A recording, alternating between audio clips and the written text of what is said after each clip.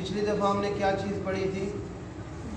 तजवीद। किसी को याद है? तजवीद क्या याद है? शाबाश, कुरान मजीद के आदाब। कितने आदाब कुरान मजीद के हमने पढ़े थे? 3। उनमें से किसी को कुछ याद है? एक ही लड़की बोल रही है। किसी को याद है? कोई आदाब कोई सुना सकता है कुरान मजीद के? कुछ आदाब। इसका मतलब है थोड़ा बहुत फ़ायदा हो रहा है, लेकिन वही एक लड़की को फ़ायदा हुआ है। कितने आदाब कुछ याद है तो 2-3 सुना सकती हैं? क्या आदाब है?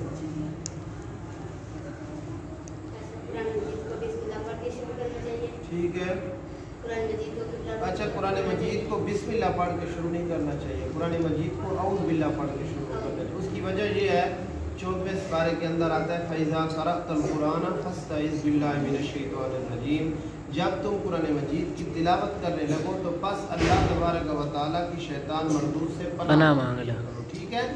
अच्छा, इसकी एक और वजह भी बताता हूँ। जब हम नमाज शुरू करते हैं, नियत करते हैं, तकबीर तहरीमा करके हाथ बांध के कहाँ से शुरू करते हैं? बिस्मिल्लाह से। औज़ बिल्लाह से नहीं, बिस्मिल्लाह से। क्योंकि अल्लाह तबारक व तआला की सना शुरू हो रही है, और अल्लाह तबारक व तआला की सना के वक्त औज़ बिल्लाह ज़रूरी नहीं है, बिस्मिल्लाह ज़रूरी है। सुब्हानक अल्लाहुम्मा व बिहम्दिका व तबारक अस्मुका व तआला जद्दुका व ला इलाहा गैरुक। इधर मेरी बात गौर से सुने। अल्लाह की सना शुरू करने से पहले औज़ बिल्लाह ज़रूरी नहीं है, तअव्वुज़ बिस्मिल्लाह ज़रूरी है। अच्छा, हम जब वला इलाहा गैरुक पढ़ लेते हैं और उसके बाद क्या पढ़ते हैं? औज़ु बिल्लाहि मिनश शैतानिर रजीम। अब देखें, पहले बिस्मिल्लाह आ रही है और बाद में औज़ु बिल्लाह आ रही है। औज़ु बिल्लाह बाद में क्यों आ रही है? उसकी वजह बताऊं, ये बच्चों को मैंने बताया हुआ है। क्योंकि कुरान मजीद में नहीं आता, सूरत फातिहा शुरू हो रही है, और सूरत फातिहा कुरान मजीद का हिस्सा है। तो कुरान मजीद शुरू करने से पहले औज़ु बिल्लाह ज़रूरी है। इस वजह से मैंने आपको औज़ु बिल्लाह के बारे में इस्तेदलाल करके बताया। तो औज़ु बिल्लाह से कुरान मजीद शुरू करना चाहिए। और इसके अलावा ठीक है, ठीक है, अच्छी बात है, ठीक है।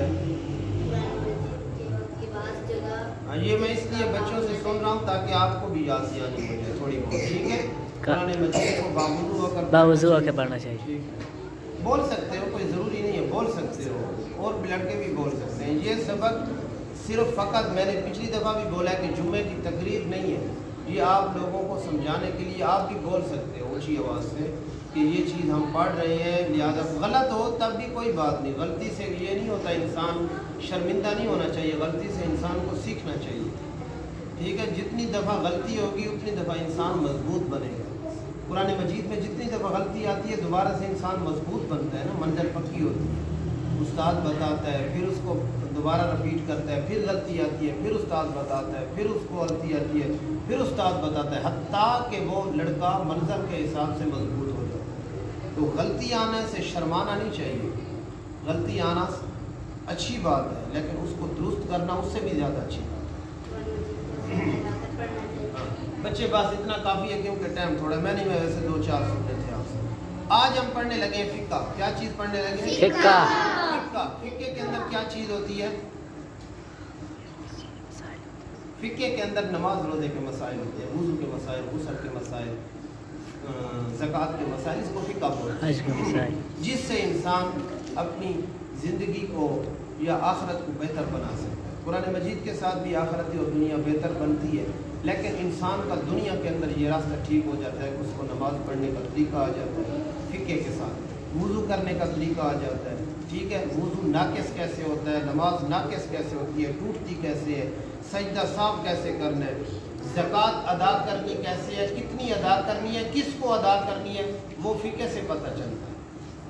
कितने लोग ज़कात के मसारिफ हैं, कोई गरीब है, कोई मिस्कीन है, वो फ़िक़्ह से पता चलता है। ठीक है, आज पढ़ेंगे तहारत का बयान। सबसे पहले पाकीज़गी। इंसान क्योंकि जब बच्चा बड़ा होता है तो उसको सबसे पहले पाकीज़गी ज़रूरी होती है। नमाज जब शुरू होती है, 7 साल का बच्चा होता है या उससे बड़ा होता है तो सबसे पहले उसको पाकीज़गी ज़रूरी होती है। पाकीज़गी, कपड़ों का पाक होना, जिस्म का पाक होना, जगह का पाक होना, मैं कहाँ पर बैठा हूँ, किस चीज़ को कुरान मजीद की तिलावत कर रहा हूँ तो मेरे कपड़े पाक हैं या नापाक हैं। मुझे वुज़ू है या नहीं है। ठीक है, जिस जगह पर मैंने कुरान मजीद को पकड़ के बैठा हूँ वो नीचे वाली जगह पाक है या गंदी है, ये चीज़ बता रहा हूँ। ठीक है, सबसे पहले तहारत। तहारत के अंदर कितनी चीज़ें आ जाती हैं? हर गंदी चीज़ को, हर गंदगी को, हर गंदी चीज़ को या खून को या पीप को या किसी भी इंसान के बीमारी जो जिस्म से निकलने वाले फजलात होते हैं, जिस तरह पेशाब वगैरह होगी, इस चीज़ को नापाकी बोलते हैं। क्या बोलते हैं? नापाकी। नापाकी कितनी किस्म की होती है? मेरी तरफ देखिए, नापाकी कितनी किस्म की होती है? 2 किस्म की होती है। कितनी किस्म की होती है? 2। एक होती है छोटी नापाकी, एक होती है बड़ी नापाकी। अब इनकी 2-3 नाम है, मैं वो भी बताता हूँ। छोटी नापाकी को मख्फी निजासत भी कहते हैं, छुपी हुई नापाकी भी कहते हैं। बड़ी नापाकी को ज़ाहिरी नापाकी भी कहते हैं, निजासत हकीकिया भी कहते हैं, और हद से अकबर भी कहते हैं। हद से अकबर। छोटी नापाकी को हद से असगर भी कहते हैं। हदस में ना नापाक होना, असगर में ना छोटा। ठीक है, हद से असगर भी कहते हैं। ये बड़ी बच्चियाँ थोड़ा सा आगे आ जाए, बिल्कुल पीछे की तरफ ना जाए, ताकि आवाज़ भी आए और मुझे ज़ोर भी ना लगाना पड़े। थोड़ा सा आगे आ जाए, वो जो पीछे बैठी हैं उनको बोले। आवाज़ आ रही है ना? इसको छोटी नापाकी के काफ़ी सारे नाम हैं। छोटी नापाकी भी बोलते हैं, हद से असगर भी बोलते हैं, छुपी हुई नापाकी भी बोलते हैं, निजासत हुक्मिया भी बोलते हैं। ठीक है, बड़ी नापाकी को ज़ाहिरी नापाकी भी बोलते हैं, बड़ी नापाकी भी बोलते हैं, निजासत हकीकिया भी कहते हैं, हद से अकबर भी कहते हैं। ये इन 2 नापाकियों के मैंने नाम बताए। कितने नाम बताएं? आप बोलेंगे मेरे साथ, क्योंकि आपने इन नामों को याद करना है। ये सिर्फ सुनना नहीं है कि सुन के बस चले गए, थोड़ा बहुत याद करेंगे तो आपको पता चलेगा कि नापाकियाँ कितनी होती हैं, उनके क्या क्या नाम होते हैं। ठीक है, छुपी हुई नापाकी बोलो। छुपी हुई नापाकी, हद से असगर, निजासत हुक्मिया, ये किसके नाम है? छोटी नापाकी। फिर इसकी तशरीह भी करता हूँ। ठीक है, अच्छा अब बड़ी नापाकी के नाम बता रहा हूँ। ज़ाहिरी नापाकी, निजासत हकीकिया, हद से अकबर। अकबर बड़े को कहते हैं, हदस माना नापाक होना। ठीक है, इस छोटी नापाकी और बड़ी नापाकी के नाम मैंने आपको बताया, ये याद रखना। ठीक है, अब इनकी तशरीह करने लगा हूँ। छोटी नापाकी किसको कहते हैं, बड़ी नापाकी किसको कहते हैं? छोटी नापाकी वो होती है कि इंसान का बेवुज़ू हो जाना। इंसान को पता नहीं चलता, दूसरे इंसान को पता नहीं चलता कि किसका वुज़ू है या नहीं है। ज़ाहिरी तौर पर तो इंसान उसको पाक नज़र आ रहा है, बैठा है सामने, ये इसके कपड़े साफ़ सुथरे हैं, इसका जिस्म साफ़ सुथरा है, इसके जिस्म के ऊपर कोई गंदगी वगैरह नहीं लगी हुई, तो ये पाक ही है। लेकिन वो छोटी नापाकी इसलिए बोलते हैं कि उसका जिस्म नापाक है, वो बेवुज़ू होकर कुरान मजीद को हाथ नहीं लगा सकता। कुरान मजीद के 27 पारे के अंदर क्या आता है? ला यमस्सुहु इल्लल मुतahharun, कुरान मजीद को हाथ न लगाओ मगर बावुज़ू। मगर बावुज़ू हो तो कुरान मजीद को हाथ लगाओ, वरना बेवुज़ू होकर कुरान मजीद को हाथ न लगाओ। ठीक है, तो कहने का मकसद ये है कि इंसान का जिस्म नापाक होता है बेवुज़ू होकर, लेकिन दूसरे बंदे को पता तो नहीं चलता कि इसने वुज़ू किया या नहीं किया। इसको क्या बोलते हैं? छोटी नापाकी। क्या बोलते हैं? छोटी नापाकी। छोटी नापाकी वो होती है जो दूसरे इंसान को नजर ना आए। बोलो मेरे साथ, छोटी नापाकी वो होती है, छोटी नापाकी वो होती है जो दूसरे इंसान को नजर ना आए। उसको खुद तो पता है कि मुझे वुज़ू नहीं है, लिहाजा मेरा जिस्म नापाक है, मैं कुरान मजीद को हाथ नहीं लगा सकता। अच्छा सुने इधर, छोटी नापाकी वो होती है, अब खुद इंसान को तो पता है कि मुझे वुज़ू नहीं है, मैं नमाज अदा नहीं कर सकता, ठीक है, मैं कुरान मजीद को हाथ नहीं लगा सकता, मैं तवाफ़ नहीं कर सकता। ऐसे काम होते हैं जो बेवुज़ू होकर, बहुत से काम होते हैं जो इंसान नहीं कर सकता। ठीक है, वैसे कुरान मजीद की तिलावत की जा सकती है, लेकिन उसको छूना, हाथ लगाना, ला यमस्सुहु, मस्सु से मुराद है मस करना, छूना, हाथ लगाना, ला यमस्सुहु, हाथ न लगाओ, इल्लल मुतहहरुन, मगर बावुज़ू, कुरान मजीद को। ठीक है, तो काफ़ी सारे ऐसे काम होते हैं, दीनी काम, जो इंसान बेवुज़ू होगा, तो इसमें छोटी नापाकी। फिर बोलो क्या बोलते हैं? طرح इंसान को गुस्ल बाद पे इंसान कुरान नहीं लगा सकता, मस्जिद में दाखिल नहीं हो सकता, तवाफ़ नहीं कर सकता, इसी तरह नवाफिल अदा नहीं कर सकता, नमाज अदा नहीं कर सकता, काफ़ी सारे काम होते हैं। अच्छा, ये छोटी नापाकी की मैंने डेफिनेशन बताई है, तारीफ बताई है। बड़ी नापाकी क्या होती है? जो इंसान के जिस्म पर या इंसान के कपड़ों पर ज़ाहिरी तौर पर कोई गंदगी लग जाए, खून लग जाए, खून की नजासत है, ठीक है। इंसान के कपड़े के ऊपर खून लगाओ तो इंसान नमाज नहीं पढ़ सकता, समझ आ रही है? इंसान के जिस्म पे ऊपर पीप लगाओ तब भी इंसान नमाज नहीं पढ़ सकता, ये भी नापाकी है। ये जो इंसान उल्टी करता है ना, इससे भी ये भी नापाकी है। इंसान के कपड़ों पे लग जाए फिर भी नमाज नहीं होती। अच्छा, मुंह भर के कह मैंने उल्टी को बोलते हैं, मुंह भर के उल्टी आ जाए और इंसान जानबूझ के करे, इंसान का रोज़ा भी टूट जाता है, समझ आ रही है? ये नापाकी है। अगर उल्टी इंसान ने की और कपड़ों के ऊपर लग गई और कपड़ों के ऊपर इतनी ज़्यादा लग गई कि हाथ की हथेली से ज़्यादा थी, यानी 1 दिरहम से ज़्यादा थी, तो कपड़े को धोना फर्ज है, वगैरह नमाज नहीं होगी। ये बड़ी नापाकी के बारे में बता रहा हूँ, ठीक है। और इसी बड़ी नापाकी के बाद में आपको आज का ये दर्स ख़त्म करते हैं। वैसे दर्स आगे है लेकिन वो नेक्स्ट इंशाअल्लाह। तो कहने का मकसद क्या है?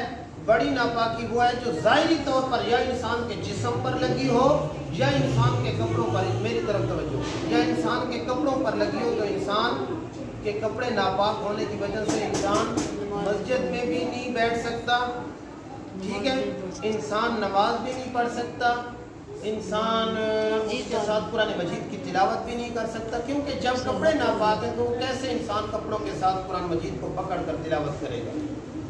बहुत से ऐसे काम हैं जो इंसान नापाकी जिस्म के साथ या नापाक कपड़ों के साथ बहुत से काम दीनी उमूर जो है वो नहीं कर सकता।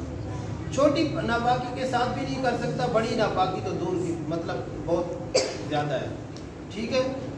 तो ये बड़ी नापाकी। दूसरा, इंसान के जिस्म के ऊपर कोई ऐसे जानवरों का पेशाब या बड़े इंसान का बड़ा पेशाब या छोटा पेशाब लग जाए तब भी इंसान उसके साथ नमाज अदा नहीं कर सकता, ठीक है। अच्छा, इसके साथ एक दूसरी चीज़ भी है, छोटी नापाकी और बड़ी नापाकी। इंसान को छोटी नापाकी नज़र नहीं आती, बड़ी नापाकी नज़र आती। जिस्म के ऊपर पेशाब लगा है, इंसान उसको धोए बगैर नमाज नहीं अदा कर सकता। कपड़ों पे लगा है, कपड़ों को धोए बगैर इंसान नमाज अदा नहीं कर सकता। ये बच्चों ने पढ़ा हुआ है, नमाज की शराइत के अंदर है जगह का पाक होना, जिस्म का पाक होना, बदन का पाक होना, बदन का पाक चीज़ें। अगर जिस्म के ऊपर ही और नहीं है और कपड़ों के ऊपर भी बड़ी नापाकी नहीं है, इंसान की हद से अकबर नहीं है, मतलब इंसान का जिस्म गलीज नहीं है, गंदा नहीं है, कोई इंसान का या जानवरों का पेशाब नहीं लगा, हाँ ज़मीन पर लगा है, तब भी आप उस जगह पे नमाज अदा नहीं कर सकते। कुरान मजीद की तिलावत भी उस जगह पे बैठ के नहीं कर सकते, गुनाह है। आप नीचे गंदगी है और ऊपर बैठ के आप कुरान मजीद पकड़ के तिलावत कर रहे हैं, तो ये अदब के खिलाफ है। मैंने पहले अदब बताया ना कुरान मजीद का, कि जगह की पाकी होनी चाहिए, इंसान का जिस्म भी पाक होना चाहिए, इंसान के कपड़े भी पाक होने चाहिए। जिस्म पाक वुज़ू से होगा, कपड़े पाक इंसान के धोए हुए होने चाहिए, इंसान के कपड़ों के ऊपर गंदगी नहीं लगी होनी चाहिए। और जगह का पाक होना, इंसान वो जगह पर बैठे जहाँ पर बच्चों ने कोई पेशाब ना किया हो, जानवरों ने पेशाब ना किया हो, तब भी इंसान की वो जगह पाक होती है वहाँ। ये कुरान मजीद का अदब है, फ़र्ज नहीं है। ये कुरान मजीद का फ़र्ज नहीं है कि वहाँ पर आप बैठ के तिलावत नहीं कर सकते, ये अदब है, अदब। इंसान कुरान मजीद का अदब को मलूज़ खातिर रखे हुए कुरान मजीद की तिलावत करेगा। आज मैंने कितनी चीज़ें बताई हैं? 2। क्या चीज़ें बताई हैं? छुपी हुई नापाकी और ठीक है, बड़ी नापाकी और छोटी नापाकी। ये तो नाम याद रहेगा ना, क्या बताए? छोटी नापाकी, बड़ी नापाकी। अब ये बता सकते हो छोटी नापाकी किसको बोलते हैं? छुपी हुई गंदगी, छुपी हुई गंदगी को। छुपी हुई नापाकी की डेफिनेशन बता सकते हो क्या है? अभी बताइए, हाँ बोलो बोलो। जो नजर नहीं आती, जो नजर नहीं आती। कौन सी चीज नजर नहीं आती? जो इंसान को वुज़ू ना हो। अल्लाह के बंदे, मैंने बताया है, अभी अभी भूल गए। जो इंसान को वुज़ू नहीं, अभी इस बच्चे को वुज़ू नहीं है, मैं कैसे बताऊंगा कि इसका जिस्म पाक है या ना पाक है? बेवुज़ू होने के साथ कुरान मजीद को छू नहीं सकता, तो जिस्म नापाक ही है ना। और मुझे तो कैसे पता चलेगा कि इसका वुज़ू नहीं है? तो कहने का मकसद ये है कि छुपी हुई नापाकी वो है इंसान का बेवुजू हो जाना, इंसान का बेवुजू हो जाना। बड़ी नापाकी क्या है? जारी नापाकी किसको बोलते हैं? इसकी डेफिनेशन जो नजर आए, क्या चीज नजर आती है? उल्टी नजर आती है, खून नजर आता है।